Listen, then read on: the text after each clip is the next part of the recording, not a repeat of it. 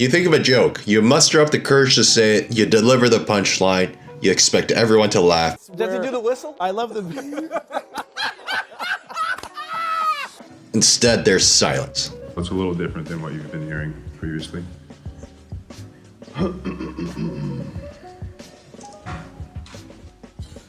It's a terrifying, gut-wrenching feeling. So yeah, I had to rethink my whole life. Just my choice of even being a comedian. Like, what am I doing? Let's explore why some jokes fail and what makes something unfunny. Humpty Dumpty had a great fall. He took out a loan and all this. Poor delivery. Oh no, but seriously, who's ready for this Y2K bug? Delivery is half the battle and a large part of what separates professional comedians from everyone else. Rehearse the shit out of it because you're gonna get frazzled up there. Everybody thinks, oh, this is good material. But you also forget about the other part of delivering it, having confidence, being likable, having timing, having a cadence, figuring out who you are, figuring out what the audience thinks you are or how they perceive you. Because you can go up there and say all this, but they go, why's the guy, he's clearly gay. Why is he acting like... You have to commit to your joke. This is easier said than done. I'm sick of Obama's wife. Yeah. This isn't some Republican rant either. It's just kind of first ladies in general. It's not easy to get over the nerves and tell the joke confidently with the self-conscious gaze of the audience. Wow. I guess I'm shocking the shit out of you. Who was up here before? A clown and a mime blowing each other? Till a unicorn popped out? Was the cast of High School Musical in here? Were they in here making everybody feel better about themselves? The illusion of performance is establishing a particular character or persona and fully committing to that role. Breaking character disrupts the illusion, and this can happen from being too hesitant or stumbling over your words. Don't woo. It's not good. It's not a good thing. There's a particular flow and rhythm to every performance, and this is crucial for delivering a punchline. First black star I ever met, sat down. Yeah, because Duke Ellington had written a tune about her. You know, that's what she used to dance to and act. She was beautiful. She was 60 then.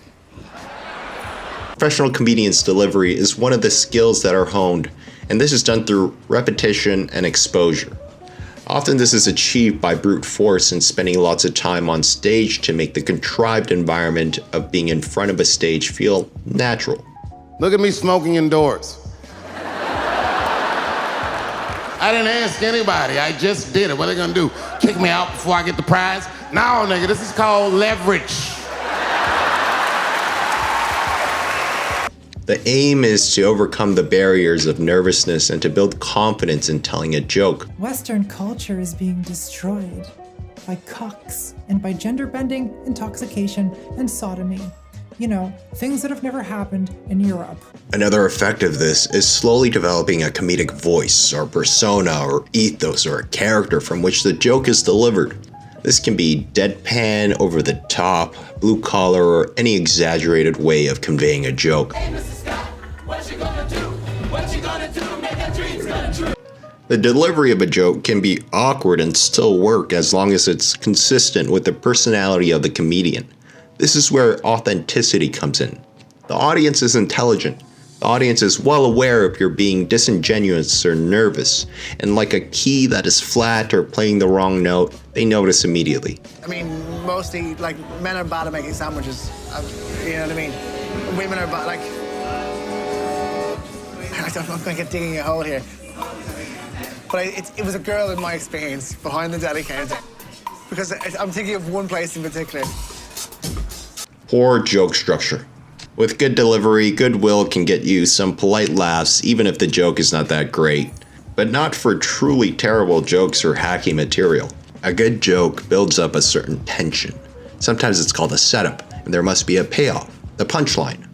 And you know how you can tell if someone else is falling out of love with you? It's like the little things in a relationship, never the big things. Like we're together and she's like, oh, put your mouth here, put your fingers here, and it was a shotgun.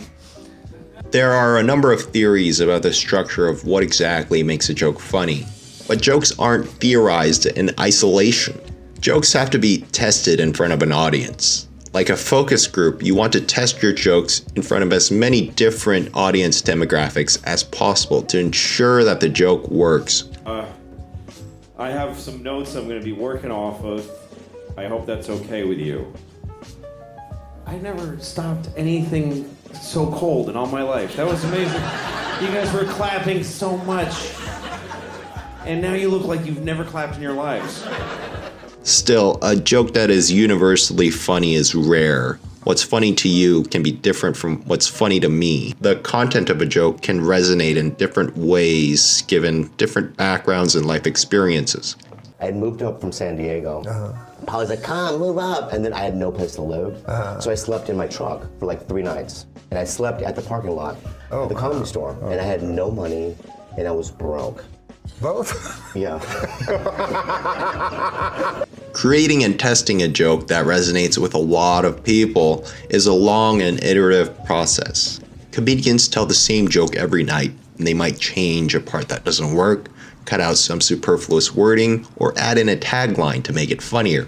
Carlin, just the volume was insane. And also, you have to risk bombing. Similarly, in other social contexts, you might notice that people recycle the same funny story with slight modifications because it works. Have one hole. I don't know if you know that, but ducks have one hole. And they pee out of it, and they shit out of it, they get in it, and they lay eggs out of it.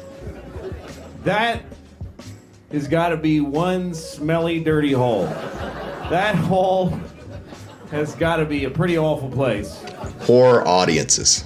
The majority of the time, it's not the audience's fault if a joke fails because it's poorly structured or badly delivered. But sometimes you genuinely have a bad or hostile audience. How are you?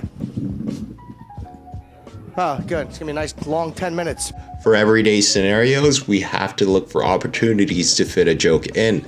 Unlike professional comedians who create a world on a stage in a comedy club in front of lights and a seated audience, our day-to-day world is not conducive to a comedic bit. You can't tell jokes at work, basically, because at some point in history, some idiot showed up at work and was like, nice tits, Betsy. And Betsy's like, what?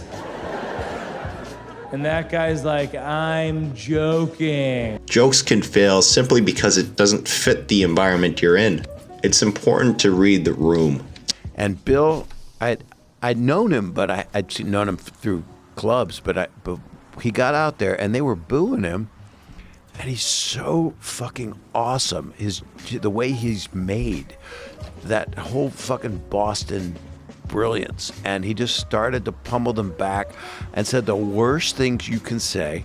Comedians can quickly assess which kinds of jokes work for the audience by listening to the receptiveness of the joke. 6 o'clock in the morning, which first of all, I'm not that guy. 6 o'clock in the morning, I have blown off entire careers because of one day I didn't want to get out of bed. Like, oh, I'll just not be that then. Now, people spend their entire lives mastering comedy.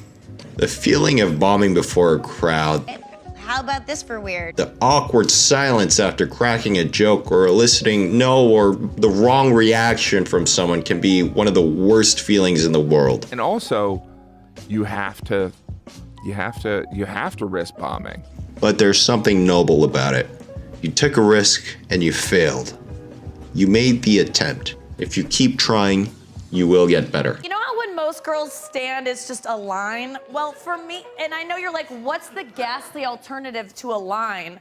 Well, mine looks like a hastily packed suitcase. Like, that's kind of what a Costanza wallet for the Seinfeld aficionados.